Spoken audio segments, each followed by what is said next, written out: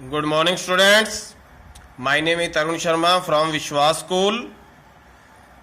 तो जैसे कि आपको पता है हमारी ऑनलाइन क्लासेस चल रही हैं। तो इन ऑनलाइन क्लासेस के अंदर आज हम +2 क्लास के अंदर एक संगीतकार, एक गायक हुए पंडित कृष्ण राव शंकर, उनका हम जीवन परिचय करने जा रहे हैं।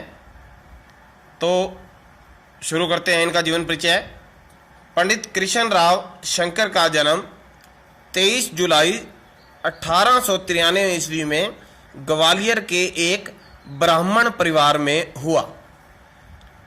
इनके पिता का नाम पंडित शंकर राव था, जो उस समय के प्रसिद्ध शास्त्रीय गायक थे और ग्वालियर घराने के वरिष्ठ थे। वरिष्ठ मतलब सबसे बड़े। पंडित ग्वालियर घराना, जैसे आपको पहले ही बताया हुआ है कि जो घराना मतलब जिनके पूर्वज जिस जगह पर सबसे पहले रहते थे, चाहे उसके बाद वो कहीं भी रह रहे हैं, उस जगह के नाम से उनका घराना जाना जाता था। तो इनका घराना था ग्वालियर घराना। तो ये ग्वालियर घराने के वरिष्ठ थे, सबसे बड़े थे। पंडित कृष्ण राव जी का लगाव बचपन से ही संगीत में था। इस कारण उन्होंने अपने पिता से, क्योंकि इनका बचपन से लगाव था संगीत के अंदर, तो उन्होंने अपने पिता से शास्त्रीय गायन की शिक्षा प्राप्त करनी आरंभ कर दी। अपने पिता पंडित शंकर राव, इनके पिता का नाम था पंडित शंकर राव, उन्होंने मतलब पंडित कृष्ण राव शंकर ने अपने पिताजी से संगीत की शिक्षा के साथ साथ उस्ताद नासिर हुसैन खान से भी संगीत की शिक्षा ली।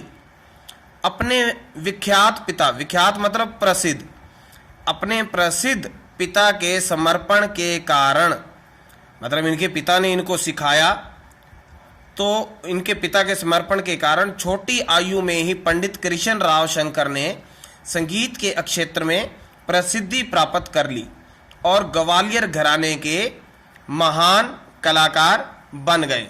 सन 1913 में ग्वालियर के महाराज ने उन्हें अपने दरबार में जब इनकी संगीत की शिक्षा पूरी हो गई, तो 1913 में ग्वालियर के महाराज ने उन्हें अपने दरबार में संगीतकार के रूप में नियुक्त किया। लेकिन 1 वर्ष के बाद उन्होंने वहां अपने कार्य से त्यागपत्र दे दिया और स्वतंत्र रूप से कार्य करने लगे। सन 1914 में 13 में जैसे उन्होंने वहां त्यागपत्र दिया, तो सन 1914 में उन्होंने ग्वालियर में अपने पिताजी के नाम से शंकर गंधर्व महाविद्यालय की स्थापना की। उस समय जब उन्होंने शंकर गंधर्व महाविद्यालय की स्थापना की, उस समय वो मात्र 21 वर्ष के थे। उन्होंने गंधर्व महाविद्यालय में, जो शंकर गंधर्व महाविद्यालय उन्होंने स्थापना करी थी अपने पिता के नाम से, उन्होंने गंधर्व महाविद्यालय में अनेक शिष्य बनाए। इसके अतिरिक्त उन्होंने संगीत के अनेक लेख भी लिखे, जिसके अंदर उन्होंने संगीत का बहुत सारा ज्ञान भी डाला। पंडित कृष्ण राव शंकर संगीत की नई खोज के लिए हमेशा तत्पर रहते थे, क्योंकि वो संगीत के बारे में अधिक से अधिक जानना चाहते थे। इसलिए उन्होंने संगीत की अनेक पुस्तकें भी लिखी। उन पुस्तकों के अंदर जितना उनको संगीत के बारे में ज्ञान था, उन्होंने संगीत का सारा ज्ञान उन पुस्तकों के अंदर डाल दिया। आगे है कि पंडित कृष्ण राव शंकर हमेशा रागों की शुद्धता और अभ्यास में विश्वास रखते थे कि जितना अधिक मतलब अभ्यास करेंगे उतना ही उसके बारे में अधिक जानकारी प्राप्त होती है। तो ऐसा उनका विश्वास था। तो इसलिए वो रागों की शुद्धता और अभ्यास में विश्वास रखते थे। इसलिए उनके बेहतर गायन के कारण, क्योंकि बहुत अभ्यास करते थे, तो उनका गायन बहुत ही बढ़िया होने लग गया। तो उनके बेहतर गायन के कारण सन 1921 में अहमदाबाद में सरकार द्वारा उनको एक उपाधि दी गई गायन शिरोमणि की। सन 1922 में उन्हें मुल्तान संगीत सभा द्वारा संगीत शिरोमणि की उपाधि दी गई। मतलब 1921 में उन्हें गायन शिरोमणि की उपाधि मिली थी अहमदाबाद सरकार द्वारा, और सन 1922 में मुल्तान संगीत सभा द्वारा संगीत शिरोमणि की उपाधि दी गई। और सन 1923 ईस्वी में जालंधर की हरिवल्लभ संगीत सभा द्वारा संगीत विशारद की उपाधि से नवाजा गया। और सन 1945 में उन्हें अपने ही राज्य के द्वारा, जिस राज्य के अंदर वो रहते थे, अपने ही राज्य के द्वारा संगीत रत्नाकर की उपाधि से सम्मानित किया गया। Pandit Krishna Rao Shankar All India Radio पर अपने शास्त्रीय गायन का प्रस्तुतिकरण नियमित रूप से करते थे। जो ऑल इंडिया रेडियो था उस समय, तो वहाँ वो अपने क्लासिकल, शास्त्रीय को क्लासिकल भी बोल दिया जाता है, शास्त्रीय गायन का प्रस्तुतिकरण नियमित रूप से करते थे। मतलब जो उन्होंने नियम बनाया हुआ था। और साथ में उन्होंने इंद्र कला संगीत विश्वविद्यालय, जो कि खेरागढ़ के अंदर पड़ता था, वहाँ से संगीत में डॉक्टर की उपाधि ली।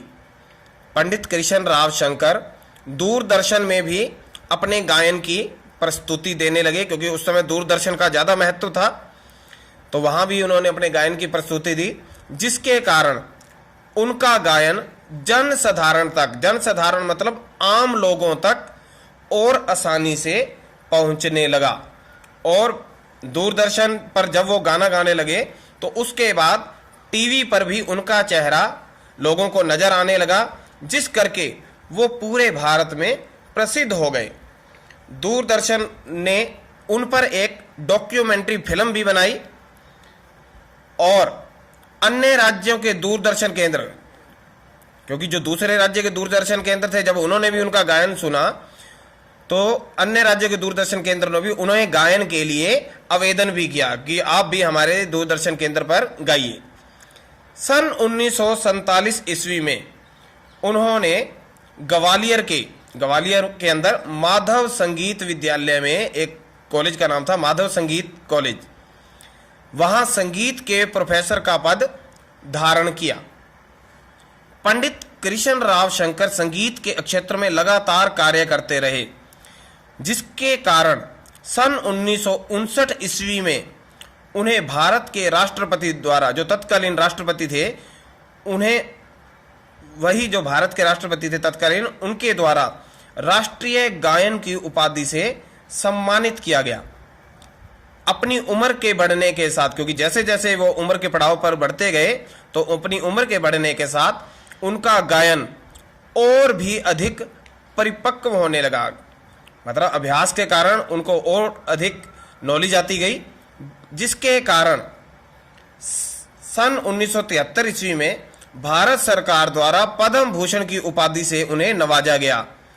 और सन 1980 ईस्वी में उन्हें मध्य प्रदेश सरकार द्वारा तानसेन की उपाधि देकर सम्मानित किया गया। तो ये था पंडित कृष्ण राव शंकर का जन्म परिचय। तो इतना ही हमारा यहाँ पे टॉपिक कंप्लीट होता है। Thank you.